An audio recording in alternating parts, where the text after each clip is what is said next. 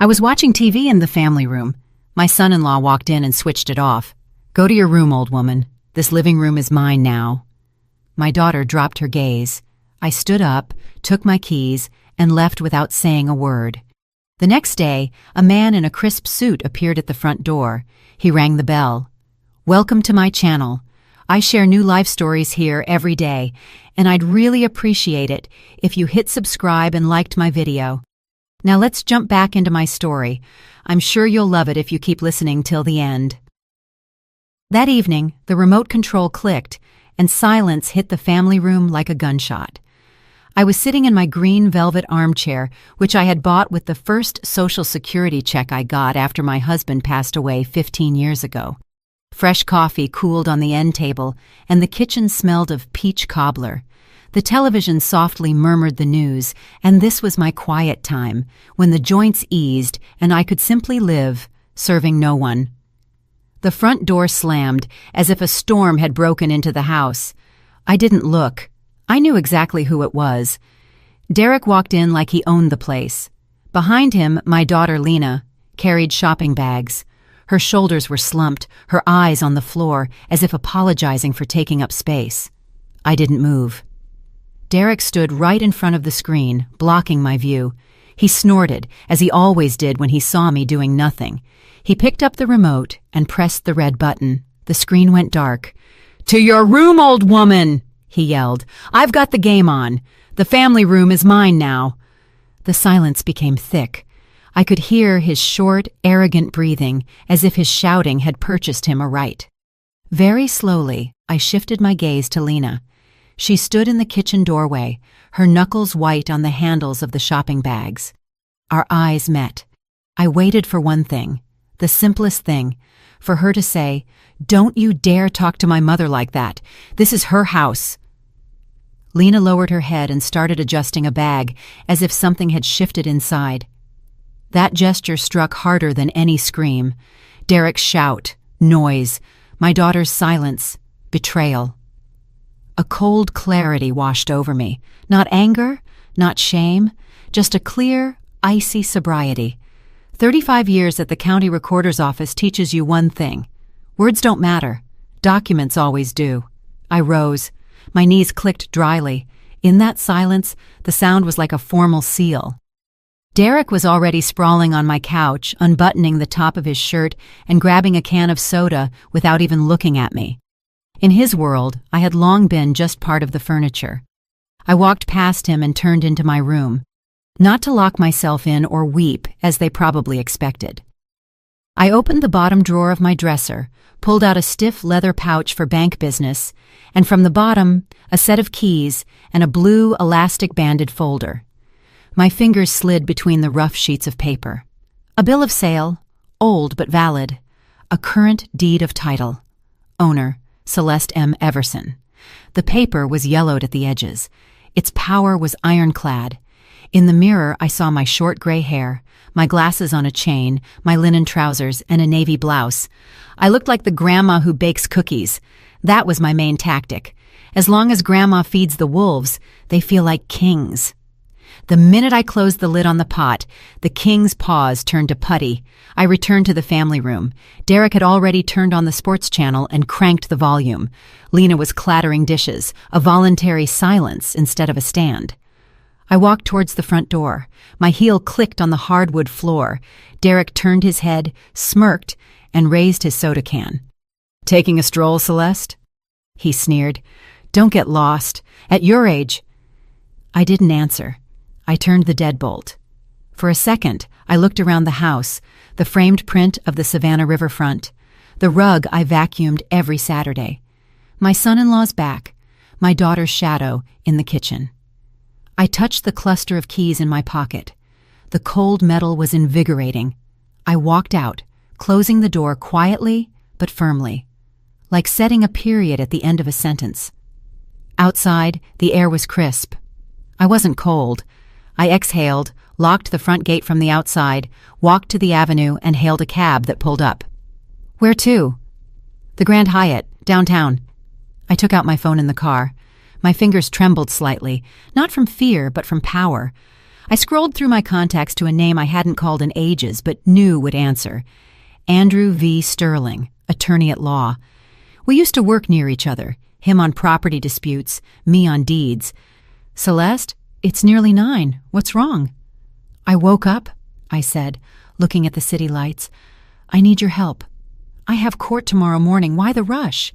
My mental and property health. I'm listening.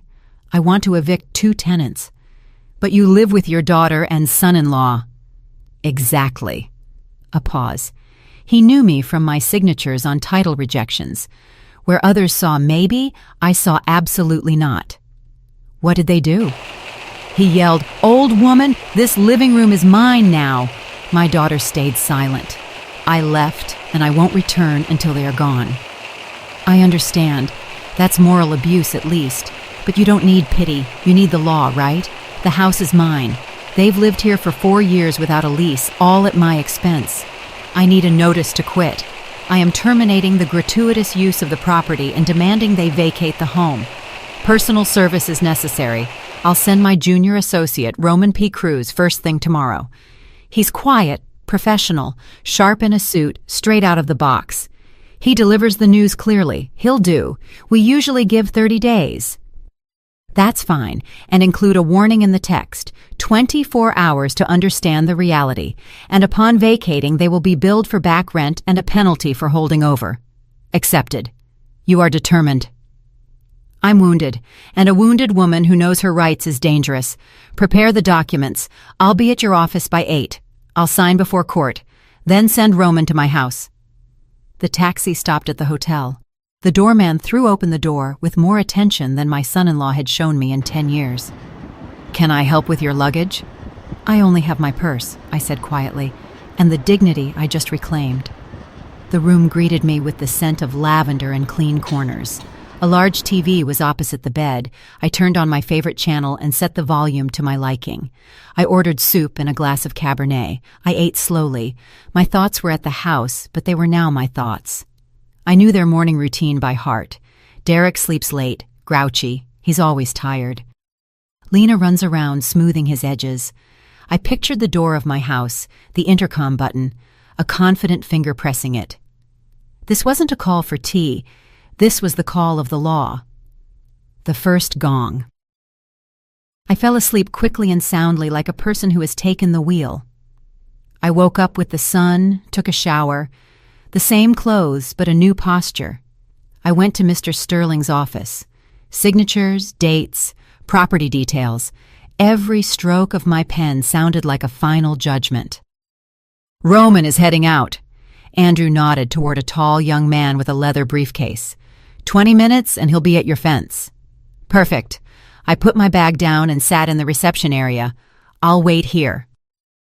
Panic always remembers that it has a mother and a mother-in-law. The coffee from the machine smelled sweet. The clock on the wall whispered tick-tock. Somewhere over there in my family room, a different legal music was beginning. For the first time in a long time, I wasn't running between the stove and others' whims. I was simply waiting. 9:30. My phone vibrated on my knee. The day had begun. Lena was blinking on the screen. I let it ring 3 times, and only then did I swipe my finger across. "Mama, Mama, for heaven's sake!" Her voice broke into a shriek. "There's a man here, Roman, with a document. Derek is screaming. What is happening? Where are you?" I held the receiver away from my ear to avoid his background shouting. "Roman is the attorney's junior," I said calmly. "Ask your husband to lower his voice. Take the notice, read it aloud, and tell Derek, the old woman is unavailable for screaming today." "But it says, eviction notice 30 days. Mama, have you lost your mind?" Lena, for the first time in years, I am completely sane. Read the paper. Do what it says. The fewer screams, the better. I hit end call. The small red button returned silence to me as easily as flipping a switch on a bedside lamp when I was a child. The office door opened slightly. Andrew V. Sterling peeked over his glasses. "Daughter?" I nodded. "The show has opened on schedule. Roman served the papers. We have the signatures and the attachment inventory. Now we wait." I settled into the reception chair. The vending machine coffee smelled like caramel. The clock on the wall whispered tick-tock. I looked at the hands, but wasn't thinking of time. I was thinking of how for 4 years I had shrunk myself in my own house to the size of a footstool so as not to disturb their moods. How I ate the burned edges of pie, leaving the center for the king of the living room. How I watched TV shows with headphones so as not to interfere with their conference calls. How I paid triple the utility bill and stayed silent. I opened my purse and pulled out a sheet folded into quarters, a pension statement, the lifetime payout from my banker husband, a couple of stable investment accounts. The figures stood neatly, like soldiers. These figures meant I could live. These figures meant I didn't have to grovel. Next, a printout of transfers, the down payment for their black crossover, a gift for the young couple, temporary top-ups when their car payment almost bounced, the purpose of the payment, family support. My hand sometimes shook, but the signature was straight as a ruler. The habit of paperwork. The phone shuddered again. Lena. I flipped it face down. Then a text message from Derek arrived. Come home. Let's talk. No, Mom, please, no. I flicked the notifications away like crumbs from a table. Andrew V. Sterling walked into the hall. Tea? He offered. I want something else, I replied. I need to turn off the utilities. Which ones? Everything in my name. The fiber optic internet, the cable with the sports package, the landline, and the supplementary card Lena uses for groceries. Not to cancel, but to suspend. I can reactivate them when the house is mine alone again. He smirked. That will be felt. Yesterday was painful, I said. Today is merely felt. They are different things. I took a small notebook from my purse. On a clean page appeared a simple plan. Step 1, legal, completed, paper served, deadlines and consequences outlined. Step 2, financial, turn off the taps, let the king of the living room learn the price of his kingdom. Step 3, silence, no scandals, no justifications, only facts. The phone vibrated again. I glanced at it. Lena was typing long, frantic messages. He's furious. We've been shamed. People were watching. Where are you? Let's talk. I put the phone down and said nothing. Today, my nothing was the answer. Is there a decent clothing store nearby? I asked, putting the notebook away. The Gallery Mall is 2 blocks away, Andrew V. Sterling said. What are you planning? I am dressed like a grandma, I said, meeting his eyes, and I am going to set boundaries. I need a uniform. You are dangerous when you are calm. Now he said it without smiling. I'm just returning to myself, I replied, taking my purse and heading for the door. Outside it was bright and dry. I walked quickly, not looking back. The windows reflected me, stiffer, with a straighter back. My mind was clear and steady. Where to go, what to say, whom to call. No pity, no revenge, only order. At the mall entrance, I paused for a second, ran my fingers over the strap of my purse and exhaled. First, the uniform. Then, tap after tap. The Gallery Mall was 2 blocks away. I walked briskly, as if going to work. Shoulders straight, step measured. Inside, the light, the window displays, the music from the ceiling. In the classic clothing department, I was met by a consultant with a name tag that read Jenna. Her gaze was attentive, without cooing. I need a uniform, I said. Calm, businesslike. Today, I am setting boundaries. Jenna nodded and disappeared between the racks. She returned with dark blue straight-leg trousers, a white cotton blouse, and a beige linen blazer. In the fitting room, the fabric settled just right. The trousers sharpened my posture, the blouse was crisp, and the blazer pulled everything together. I put on leather pumps with a low but distinct heel. The tap-tap on the tile was like a metronome. I folded my old clothes into a bag. Give these to the charity box, I said. Let them serve someone else. I sat on a soft ottoman by the fitting room, took out my notebook and phone. First call to the service provider. Good afternoon. I am the contract holder. I request a temporary suspension of services at this address: Internet, cable TV, sports package, and landline number. Reason: repairs. Start today. The operator read the required warning. The signal would be disconnected within 2 hours. Discounted monthly fee confirmed. Second call to the bank. I am the primary account holder. I request you block the supplementary card in Lena Everson's name. Reason: security. Please lower the online limits and keep SMS alerts only on my number. Done, a voice replied. The changes are now in effect. I hung up. My stomach growled, not from hunger, but from the adrenaline slowly dissipating. On the second floor in a quiet restaurant, I ordered a mushroom risotto and a glass of dry white wine. I placed my phone next to me, face down. Spoon, fork, breathe. For the first time in a long time, I wasn't eating stealthily or on the run. 10 minutes later, my palm felt a short vibration. A text message from the bank. Transaction declined, $85. Butcher's shop, prime ribeye. I smiled, a short, unsentimental smile. Almost immediately, another message flashed. The cards aren't working. Call the bank. We are at the register. Derek's number. I calmly dialed the response. It's not a malfunction. It's a freeze. The credit and the trust both expired yesterday, along with your game.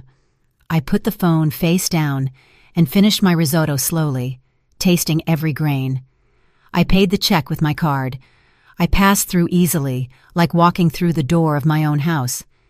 At the exit, I bought a bottle of water, caught a cab, and returned to the Grand Hyatt. The lobby was cool, smelling of cleanliness, the rug springing beneath my feet. In the room, I slipped off my new shoes, placed the keys on the nightstand. The familiar metallic jingle answered with calmness inside me. I turned on the TV to a music channel and slept for an hour. My body took what it needed. I woke to the clear ring of the landline. That sound rarely means nothing. Hello, reception. Good afternoon. Your daughter is in the lobby. She urgently asks to come up, or rather, asks you to come down. She says it's urgent. I looked at the clock. The perfect time for a clear conversation without midnight hysterics. I washed my face, smoothed my hand over the lapel of the beige blazer, and adjusted the chain on my glasses. The same woman looked back at me in the mirror, but her spine was straighter. Tell her I'll be right down, I said calmly, and hung up. I took the keys from my purse. Today, they jingled differently, like the bells on a door behind which order has long been waiting. I inhaled deeply, pressed the elevator button, and stepped inside. Lena was waiting for me downstairs, and not just her. The elevator doors slid open softly. In the Grand Hyatt lobby, Lena paced between the couches. Her blouse was wrinkled, her bun messy, and there were shadows under her eyes. She saw me in the beige blazer, and it was as if she had walked into glass. She stopped. Mama. She stepped forward and froze 2 steps away, blocked by my gaze. What is all this? The internet is dead, cable too. The card won't go through. Derek is losing it. Where are you? Let's go home. Enough with the drama. Sit down, I pointed to an armchair. We are in a respectable place. We will speak calmly. She obediently sank onto the edge, clasping her hands. Mom, let's talk like family. She switched to a soft, placating tone, the one people use with children and the elderly. He just had a bad day yesterday, but he already texted you, apologizing. Let's go. I'll make tea. We'll talk it through. I am not offended, Lena, I said evenly. I have made a decision. The house is mine. You have lived here for 4 years without a lease. I am giving you 30 days to move out. As of today, 0 utilities. This is not revenge. This is order. But he has to work, she flared up. He has calls, deadlines. You are ruining his reputation. Let him work from a co-working space, from a cafe, or from his mother's house, I countered. The internet, the TV, and the supplementary card were paid for by me, not anymore. You are not a life-sustaining necessity on my budget. You are an expense, which I have now closed. She sucked her lips in. "You're humiliating us," she whispered. "Everyone saw it at the store today. The card failed." "Humiliation is being thrown out of my own family room," I said quietly. "It is eating the burned edges of pie while leaving the center for the king. Today, no one is humiliating anyone. Today, everyone pays their own bill." She tried to mount a defense. "But we were saving. We had money." Derek said, "Where is the money, Lena?" I asked. "Over 4 years, the savings should be nearly $100,000 just on living expenses and bills. Where is it?" Her gaze drifted sideways. Her shoulders fell. "He said it was tied up in business, investing. He would show me later." "He will show you," I nodded. "Tomorrow at 10 o'clock sharp at Mr. Sterling's office. You are both invited. We will see what your business is." "You called a lawyer against your own family?" She was testing me. "I called the rules," I replied. "Family is respect, not, 'Go to your room, old woman, and the living room is mine.' Tomorrow is about the rules." She sighed, and her voice broke. "If we leave, he's going to file for divorce. He says if he doesn't have your house, he doesn't want to be with me." His words stung, not with pity, but with crystal clarity. I leaned forward, covering her clasped hands with mine. "If your marriage is held together by my square footage and my bank accounts, that's not family, Lena. That's a hostage situation, and you are the hostage." She snatched her hands away as if burned. "You've become cruel, old and cruel." "I have become an adult," I said calmly, "at 68 years old. You are 40. You have a head start. Use it." We were silent. In the lobby, teacups clinked softly. Someone walked by, casting a curious glance and then looking away. "Just turn the internet back on," she tried again. He won't cope, and neither will I." "No internet," I said. "But your voice is fine. Tomorrow we talk at the attorney's office. Today, silence." Lena stood up, adjusted the strap of her purse, searched my face for my former softness, and didn't find it. She backed toward the exit. "I'll be there." She tossed over her shoulder. "Be there at 10 sharp," I nodded. She left quickly. I watched her go, and only then did I feel the tension drain out of me. Not a loss of strength, but a normalization of breath. I took the stairs up. I needed the walk. In the room, I turned on the desk lamp and opened my laptop. A message was blinking in my inbox from Andrew V. Sterling. "Celeste, notice served. Derek's corporate lawyers have confirmed receipt. He's been sending internal emails pressuring you. The director was copied. Reprimand likely. Negotiations tomorrow at 10 o'clock sharp. Both will attend. Sincerely, A. V. Sterling." I closed the lid. Haste is the sister of fear. The king of the living room was already making mistakes. I opened my phone, scrolled through the settings, and turned off the family location app, the same one Derek had installed for my safety years ago. Geolocation access prohibited flashed on the screen. Good. My dot on the map belonged to me again. I took the keys out of my purse and spilled them onto the nightstand. The metal jingled cleanly like a new password. Outside, the lights stretched along the avenue. The air conditioning hummed steadily. I sat on the edge of the bed and felt it. Order inside. Not victory, not euphoria, just order. Tomorrow at 10, the conference room door would open, and 3 people would walk in, him, my daughter, and the law. The conference room was cool. The air conditioning was blowing cold air. I asked to be seated at the head of the table. To my right, Andrew V. Sterling. Neat folders, pen parallel to the edge. On the table, my driver's license, the deed of title, the notice of termination of gratuitous use. My armor today was simple: a beige blazer, a direct gaze, and paper. The door clicked. The paralegal murmured, "They're here." Derek stumbled in first. His usual arrogance was faded.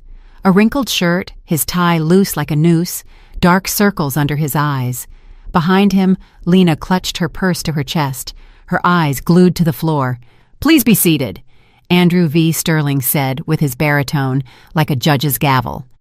I'm not here for a greeting, Derek snapped immediately, pulling out a chair. Enough with the show. We've lived there for 4 years. We have rights. I looked over my glasses. I paused deliberately so his anger would be audible. Rights are exactly why we are here, I said calmly. The house is my sole property. You are using it at the owner's goodwill. I have terminated that. The notice is on the table. The deadline is 30 days. There's something called adverse possession, he shot back. His words tripped over each other. We possessed it openly as owners. Have you even seen the law? I have, I smiled slightly, and I worked with it for 35 years. Adverse possession applies when the owner doesn't live there, doesn't pay, and doesn't object. I live there, I pay, and I object. You are not owners. You are temporary and loud users. Derek's jaw clenched. He turned his eyes to Andrew V. Sterling, seeking support. The notice is proper, the attorney confirmed smoothly. Service was executed. Upon expiration of the deadline, a lawsuit will be filed for eviction and recovery of fair market rent from the date of the notice. This is illegal, Derek raised his voice. She cut off our internet, our funds, emotional distress. I'm suing. Internet is not a life-sustaining utility, Andrew V. Sterling said, unblinking. If you want it, connect it yourself and pay for it. Lena, tell her. He jabbed his finger at my daughter. She's destroying our family. Lena blinked. Her lips trembled, and then there was silence again. I slid a folder toward her. Let the paper speak, I said. Derek, for 4 years you were supposedly saving for a condo. Nearly $100,000 in savings just on living expenses and bills. Where is the money? In business, he tried to smirk. Investing, futures, leverage. You old folks wouldn't understand. I like specifics. I pulled a stack of papers from an envelope, 3 loan default notices, and here, the broker's statement, margin call, balance below 0. Derek lunged for the paper, but Andrew V. Sterling's hand landed first. Put it down. Let your wife read it. Lena took the sheets. Her fingers shook. Her eyes darted over the figures and lines. I saw the moment of realization. Her shoulders slumped. Her mouth dropped open. One heavy tear. Not of pity, but of cold awareness. 0, even a deficit, she whispered. Yes, I said, softer but firm. Nothing was saved. There were bets, games, $85 prime ribeye, and imported beer, all on my card. I would have made it back. Derek flared up. The market is turning around. I just needed one more infusion. And that's why you needed my living room? I raised an eyebrow. To lose louder and to send me to my room in the process? He clenched his fists. The anger in his eyes was undercut by fear. I'm your son-in-law, he forced out. Family is supposed to help. Family is respect and boundaries, I said. You offered neither, and you will receive neither. I stood up. That movement was enough to make everyone straighten. Terms, I stated, clipping my words. 30 days to move out. The internet, cable, and supplementary cards will not be returned. If I hear screaming when I visit to collect my winter clothes, I will immediately call the police and file a report for threats. We'll see how job recruiters feel about that, on top of your corporate reprimand. Derek slumped in his chair, as if his internal bolts had been unscrewed. Lena covered her face with her hands. The whir of the air conditioning became audible. And one more thing, I turned to my daughter. This is your choice. Over these 30 days, you decide whether you continue to drown with a man who lied and dragged you down, or whether you swim to the surface. I am a mother, but not a bank and not a free cafeteria. Lena lowered her hands. For the first time in a long time, she looked straight at me. But if I have nowhere to go, she whispered hoarsely, you will find a place. You work. Rent a studio apartment, sell the crossover, manage your own accounts. I have paid for my lessons in full. I gathered my papers into the folder. Andrew V. Sterling stood up. The meeting is concluded. Roman will handle all further contact in writing. I walked around the table. Passing Derek, I stopped for half a step. You can press the remote control of your own life as much as you like, but it doesn't work on my house anymore. In the hallway, the light seemed warmer, the air cleaner. I walked to the elevator and heard the scraping of a chair behind the door. Lena's choked whisper. Derek's short curse. The elevator chimed. The doors closed. My phone vibrated in my purse. Lena. I didn't answer immediately. I took 3 deep breaths and only then pressed accept. I held the phone in my palm. 3 breaths, and then I answered. Mama. Lena's voice was low, like after a cold. I didn't get in his car. Where are you? Downstairs in the parking lot. He's screaming in the car, hitting the steering wheel. I walked away. He told me to get in, but I couldn't. Good, I said calmly. Walk. Breathe. Don't rush back to where screams are waiting. She was silent. I could hear the roar of traffic fade in the background. He says you broke the family. Unplugged internet doesn't break a family, Lena. Lies and screaming do. Silence again. Thank you, Mama. Barely audible. It hurts, but I can see. Seeing is the first step, I said. Tomorrow at 10 at Sterling's office. Can you make it? I can. We breathed into the phone for another second, and I hung up. The street smelled of hot asphalt. I left the office, raised my face to the sun, and hailed a cab. Where are we going? To a nice restaurant, I replied. I'm having a celebration today, without toasts. By the window with a view of the riverfront, I ordered clam chowder, a salad, and a glass of dry white wine. I placed my phone face down. My teaspoon clinked lightly against the glass. Sunbeams danced on the tablecloth. I ate slowly, like a person who is her own mistress again. My phone briefly vibrated. Messages from the bank. Transfers to protected account complete. Supplementary cards closed. Change of beneficiary on life insurance processed. Confirmation in your online account. I smiled without witnesses. All loose ends tied up. No one else would run into my signature. Almost immediately, an email from Andrew V. Sterling. For your control, upon expiration of the 30 days, Roman will be at the gates at 8 o'clock sharp with the handover document and inventory. If there are threats, call. Regarding Derek's employment, the reprimand has been confirmed. I drank the wine to the bottom, like closing a case file. A switch flipped in my head. The final act was scheduled. I paid with my card. I walked along the water. People argued over trivial things. Kids zipped by on scooters. The wind smelled of river air and heated metal. In a store window, I saw myself. The same woman, but brighter inside. Not a victim, not a hero, just an adult. I returned to the Grand Hyatt in the evening, took off my blazer. The armor could hang on the hanger. I spread the keys, documents, and a small notebook on the nightstand. I opened a clean page and wrote, Day 30. Plan. Morning Roman. Deed and keys. I'm not home. No scenes. Evening. Open windows. Mop the floor with warm water and disinfectant. Scrub the rug with a stiff brush. Tomorrow, painter. Color. Peach. The phone rang. Lena. I'm at Zoe's on a folding cot. It's fine. He called dozens of times. I blocked him. Good girl, I said. Get some sleep. Tomorrow at 10. Mom, were you ever afraid of being alone? I was, I answered honestly. Until I realized it's worse to be in a place where you don't exist. She sighed and said goodbye. In the shower, the water washed away the stickiness, the layer that had clung to me for years in my own family room.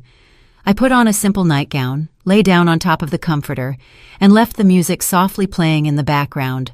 The room was filled with an honest silence, the kind where you can hear your own breathing. In the morning, I went down to the cafe for oatmeal, coffee, and water. A man at the next table frowned at the news. In my life, the main headlines had already been released. Before leaving, I stopped by Andrew V. Sterling's office to sign final paperwork, cover letters, and Roman's power of attorney. We spoke briefly, professionally. Keep going, Celeste. This is the right move, he said. I'm just doing what's mine, I replied. Outside, the sun was warm. I went to the salon. I wanted my hair to match my spine. The stylist quickly trimmed the tired ends. The gray gleamed like pure silver. In the mirror, the same face, but the gaze was no longer waiting for someone else's decision. It was the gaze of a person with the keys in her own pocket. At an intersection, I stood at a red light and smiled. It was so simple when the rules were followed, on the road and at home. My phone beeped briefly. Roman, confirmed. Day 30, 8 o'clock sharp. We'll be at the gates. We will verify the locks and complete the inventory. I put the phone in my purse. The clasp clicked dryly, like a seal. In the evening, I returned to the Grand Hyatt, turned off the light, and slightly opened the window, to let in the city noise exactly as much as I wanted. The keys lay on the nightstand. I picked them up. The metal was warm. The next day, day 0. He would enter my house, not with a shout, but with the screech of a moving truck's tires. On the 30th day, I woke without an alarm. The light in the window was even, like a sheet of paper before a signature. I had breakfast, placed my phone face down, and drove out of the city to a spa. I would not be home today. Roman called. I'm at the gates. The moving truck has arrived. They're starting. Proceed by the inventory, I said. I'm available by phone. Next was water, steam, and herbal tea. I stared at the ceiling and thought of only one thing. Tonight, I will open the windows and wash the floor. That's all. At 11, my phone briefly vibrated. Derek made noise, but he signed. Keys handed over, inventory completed, a couple of holes in the walls from mounts, furniture marks, locks intact. 12:30, they are gone. I put the phone back. No anger, no joy, just a fact. The end.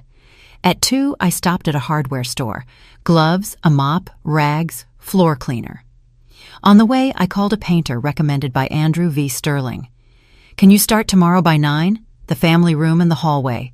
Color, peach. We can, a man's voice replied. We'll be done in 1 day. At the gates, the key turned easily, as if the house itself had exhaled. I walked in and stopped. The family room was empty. Footprints from the couch legs on the floor. Ugly holes in the wall. The air was heavy and stale. I threw open all the windows. A draft swept from the kitchen to the garden, stirred the curtains, and carried out the remnants of someone else's life. I put on the gloves. First, the shelves and baseboards, then the corners where dust had accumulated for later. I gathered the old magazines no one read into a garbage bag. I wiped the framed print of the Savannah riverfront and hung the painting lower, as was comfortable for me, not as was trendy. The floor got warm water twice, the rug a stiff brush. The house came back to life with every movement. By evening, I put the kettle on. The silence was not empty but golden, like fresh wax on the parquet floor. Then a short, polite ring. I knew who it was. Come in, Lena, I said at the threshold. The coffee just brewed. She walked in slowly, looking around. It's beautiful, quiet, warm. It's peach, I nodded. Sit. We sat opposite each other. 2 mugs on the table, a plate of pie. Lena held her mug with both hands, grasping the warmth. I rented a studio apartment, she said, looking at the steam. It's small. The neighbor upstairs likes loud music. The ceiling is low, but it's mine. I pay for it myself. I took on full-time work, and I filed for divorce. The pro bono lawyer is processing the papers. I nodded. A warm, quiet, unsentimental feeling rose inside me. That's the right path, I said. It will hurt. Then it will settle. He says you broke up the family. She smiled faintly. And I realized you just stopped feeding the lie. We were silent. Outside the window, the garden rustled like new sheets. Thank you for saying no, she added, placing her palm over mine. While you were patching the holes, I couldn't hear myself. Hearing yourself is not a luxury, I said. It is order. She inhaled deeply. Mama, can I come over as a guest? No keys, no staying over. Just tea and conversation. That's exactly what you should do, I replied. The door is open for guests. It's temporarily closed for tenants. We hugged briefly, an adult embrace.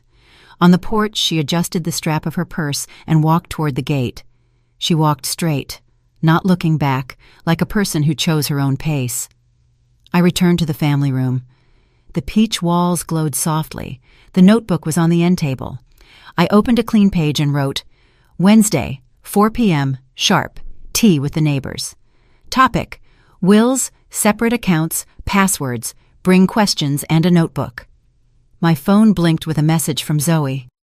Celeste, Betty is crying. Her son is pressuring her to sign the house over to him. Investment, Mom. I'll buy you a better one later. She's afraid to say no, afraid he'll get mad. Can we come over tomorrow? Come at 4, I typed. Kettle and papers are ready. I signed the bottom of the page and closed the notebook. The house was clean and warm, and this cleanliness finally had a purpose. Tomorrow the doorbell would ring, but it would no longer be a disaster. It would be a beginning. By 4 o'clock on Wednesday, I boiled the kettle, took out my folder of documents, and placed pens, blank sheets, and envelopes on the table. On the folder cover, I wrote in large pencil letters, Wednesday, 4:00 p.m. The house smelled of peach cobbler and fresh paint. The peach walls seemed warmer than usual in the soft sunlight. Not a show, but order. The bell rang briefly. Zoe arrived first. Then Olga, and almost immediately they ushered in Betty, hunched over with red eyes. My son is rushing me to sign the house over to him, she said from the doorway. Investment, Mama. I'll buy you a better one later. I'm scared to refuse, afraid he'll be angry. Sit down. I poured the tea. Let's start simply. Gifting the house is forever. You can't take it back. If you want to leave something to someone, write a will. As long as you are alive, the property remains yours. For a last resort, we can discuss a life estate, but that's careful work, no rushing. Zoe nodded. And don't give passwords to anyone, not to the kids, not to the grandkids, for their games. Exactly. I slid a sheet of paper toward Betty. Here is a phrase for you to start the conversation. I am not ready to change the owner of the property. To think about it? Yes. To sign? No. Your son will push. Repeat the phrase word for word. If he starts yelling, leave the room. Close the door. You only sign papers when your head is calm. Olga snickered. Next, you'll be giving her the lawyer's number. I will. I nodded. It's Roman, Andrew V. Sterling's associate. He doesn't yell and he reads the fine print quickly. But it's best not to sign anything on emotion or on weekends when the county office is closed. We sat and wrote down short bullet points. Will instead of a gift deed. Separate accounts. A receipt for every penny borrowed. Prohibition on shared passwords. A power of attorney only limited and with an end date. I showed them where to find the owner's name on their property tax records, and I explained that staying with Mom for a year turns into a lifestyle after 4 years if you don't call things by their names. Betty initially flinched at every word no, but by the end, she straightened up and asked for more tea. Girls, I feel lighter, she said. I'm going home today not to cry, but to talk. We're here every Wednesday, Zoe replied. At 4. Your tea, your questions. They left differently than they had come. Not quieter, but more assured. I washed the cups, wiped the table, and threw open the windows. The garden smelled of wet grass. The house felt light. Lena stopped by at 8. She knocked like a guest. Can I? Come in. Tea's still warm. She took off her jacket, walked over to the peach wall, and ran her hand over the paint. It's beautiful, she said quietly. Warm. A house should be warm. Everything else is extra. We sat down. She held the mug with both hands, taking the warmth. I was at the lawyer's, she said, looking straight ahead.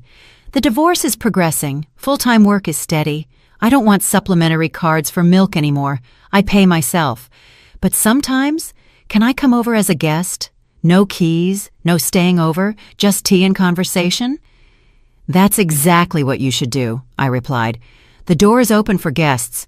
For tenants, it's permanently closed. That's not cruelty, it's a rule. She nodded, thought for a moment, then smiled slightly. You know what I miss? Your no. I spent my whole life learning your yes, and now I'm learning your second word. The no is not about offense, I said. It's about boundaries, yours, mine, any adults. We sat in silence. In the kitchen, the clock ticked softly. Outside, the wind sighed, swaying the rowan tree. Lena stood up. "Thank you, Mama," she said, hugging me briefly, like an adult. "If you hadn't turned off the utilities that day, I never would have heard myself." "Hearing yourself is adult life," I replied. "Go on. I have a meeting tomorrow at 4. Don't let me down in front of the neighbors." She smiled and left. Her step was steady, without looking back. In the hall, an unknown number blinked on the nightstand. I could recognize those calls even without a name. I almost reached for it, but stopped and calmly pressed block.